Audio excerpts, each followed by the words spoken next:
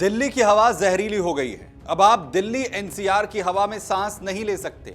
ये चर्चा सर्दियां करीब आते ही शुरू हो जाती है और दिल्ली में अब फोग नहीं चलता, स्मॉग चलता है, यानी फॉग और स्मोक का मिक्सचर स्मॉग। लेकिन अभी तो सर्दियां नहीं आई हैं, तो हम दिल्ली की हवा की बात आखिर क्यों कर रहे हैं? दरअसल पुणे के Indian institute of tropical metrology ने एक रिपोर्ट तैयार की है जिसमें चौंकाने वाला खुलासा हुआ है कि दिल्ली की हवा में अब पारे की एंट्री हो चुकी है, यानी पारे के कण बरामद किए गए हैं। वो भी इतना ज्यादा पारा जो आपको बीमार यानी बहुत बीमार बनाने के लिए काफी है। वहीं दिल्ली की हवा पहले से ही बहुत ज्यादा खतरनाक है, तो अब उसमें पारा मिलना चिंता बढ़ा रहा है। लेकिन दिल्ली की हवा में पारा कहां से आया और यह कितना खतरनाक है, आप इससे कैसे बच सकते हैं, बात इसी की करेंगे। पहले आपको बताते हैं कि आखिर क्या कहती है यह नई रिसर्च रिपोर्ट। दरअसल पुणे के Indian institute of tropical metrology ने 2018 से 2024 के जो आंकड़े हैं उसका अध्ययन किया और इस रिपोर्ट को तैयार किया है। यह रिपोर्ट स्प्रिंगर की जर्नल एयर क्वालिटी, एटमॉस्फेयर और हेल्थ में छपी है। इसमें बताया गया है कि दिल्ली की हवा में औसतन 6.9 नैनोग्राम प्रति घन मीटर पारा मिला है। बड़ी बात यह है कि हवा में पारे की मात्रा का कोई निम्न स्तर नहीं है, मतलब यह हवा में होना ही नहीं चाहिए। लेकिन फिर भी अगर 0.3 नैनोग्राम अगर यह हवा में मिल भी जाए तो कोई दिक्कत नहीं है, उसे स्वीकार किया कम से कम जा सकता है।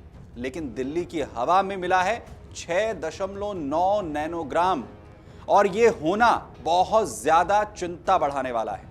इसके अलावा अहमदाबाद में पारे की जो मात्रा है वहां की हवा में वो 2.1 नैनोग्राम मिली है, जबकि पुणे में 1.5 नैनोग्राम प्रति घन मीटर बरामद की गई है। लेकिन बड़ी बात यह है कि यह दिल्ली से बहुत कम है, लेकिन फिर भी खतरनाक है, जो करीब 14 सिगरेट के बराबर माना जा रहा है।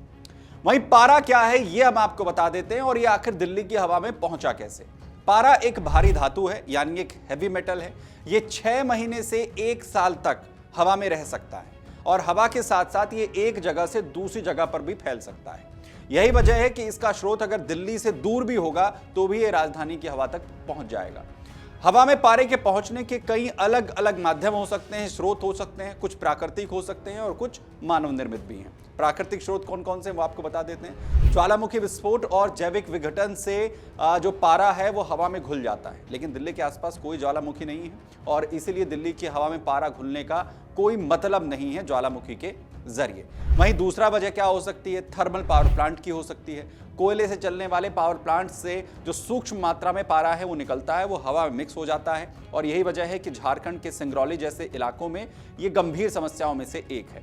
दिल्ली और आसपास भी कुछ पावर प्लांट हैं और हो सकता है कि ये पारा दिल्ली की हवा में वहां से घुला हो, लेकिन इतनी मात्रा में घुल जाए, इसे लेकर सवाल है।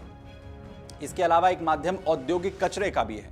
बैटरी, बल्ब, थर्मामीटर के निर्माण और गलत डिस्पोजल से जो मरकरी यानी पारा है वो हवा में घुलता है, वातावरण में मिक्स हो जाता है।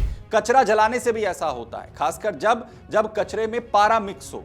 गाजीपुर जैसे वो बड़े लैंडफिल स्टेशंस हैं, वहां पर आग लगाने पर जो पारा है वो हवा में मिल सकता है। लेकिन सबसे अहम सवाल ये है कि इसका आपकी सेहत पर जो असर है वो कितना खतरनाक होता है।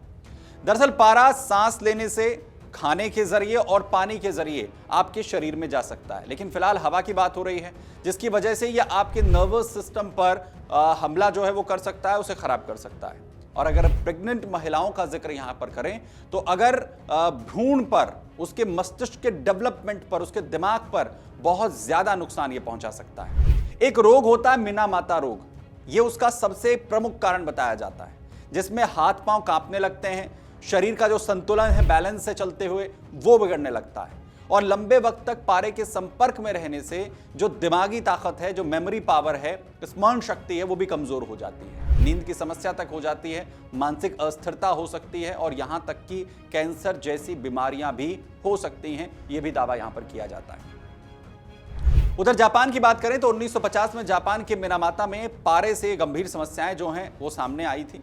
जिसकी वजह से उस वक्त कई लोगों के अंदर कई तरीके के लक्षण देखे गए थे। जांच के बाद यह खुलासा हुआ था कि किसी ने गांव के पास समंदर में पारे मिले हुए कचरे को डिस्पोज कर दिया था, जिसकी वजह से यह हालात वहां पर हुए थे। वहीं विश्व स्वास्थ्य संगठन यानी WHO ने पारे को 10 सबसे खतरनाक केमिकल्स की श्रेणी में शामिल किया हुआ है। एक्सपर्ट्स तो ये भी कहते हैं कि इसकी थोड़ी सी भी मात्रा अगर 5-10 साल तक लगातार किसी के सांस के जरिए, खाने के जरिए शरीर में जाती रहे तो ये गंभीर समस्याएं जो हैं वो पैदा कर देता है। अब अंतिम सवाल पर आते हैं कि आखिर आप कैसे इससे बचेंगे, क्योंकि दिल्ली NCR की हवा जहरीली है और उसमें पारा मिला हुआ है। कायदे से कहें तो इस हालात में इस पारे से पूरी तरह बच पाना मुमकिन नजर नहीं आता है, लेकिन कुछ उपाय जरूर किए जा सकते हैं जिससे एक्सपोजर कुछ कम हो जाए। मास्क पहनिए, बाहर निकलते समय N95 या उससे भी बेहतर अगर कोई मास्क आपके पास है उसे आप पहन सकते हैं, जिससे पारा आपके अंदर जो है वो प्रवेश ना करे सांस के जरिए। उधर घर पर अगर आप रहते हैं तो HEPA फिल्टर लगे हुए जो आजकल एयर प्यूरिफायर्स आ रहे हैं उसका आप इस्तेमाल कर सकते हैं, क्योंकि ये जो हवा के अंदर पारा मिक्स होता है ये उसे क्लीन करता है, उसे पकड़ लेता है। इसके अलावा वेंटिलेशन का सही समय जो है वो तय करिए। सुबह के वक्त में अमूमन और जो है रात के वक्त, शाम के वक्त में जो प्रदूषण है वो काफ़ी कम होता है, जिससे कि एक्सपोजर आपका हवा के साथ कम होगा और ये जो गंभीर समस्याएं हैं इस पारे को लेकर या पारे के संपर्क में आने की वजह से नहीं होंगी, जिससे कि आप अपनों को और खुद को सुरक्षित रख सकते हैं। लेकिन दिल्ली के अंदर जिस तरीके से यह हालात बन रहे हैं, इसके लिए आपको क्या लगता है? क्या कोई स्थायी समाधान हो सकता है? हमें कमेंट बॉक्स में जाकर जरूर बताएं। धन्यवाद। अगर आप ये वीडियो YouTube पर देख रहे हैं तो हमारे चैनल को सब्सक्राइब कर बेल आइकन दबाएं और Facebook पर देख रहे हैं तो हमारे पेज को लाइक करें।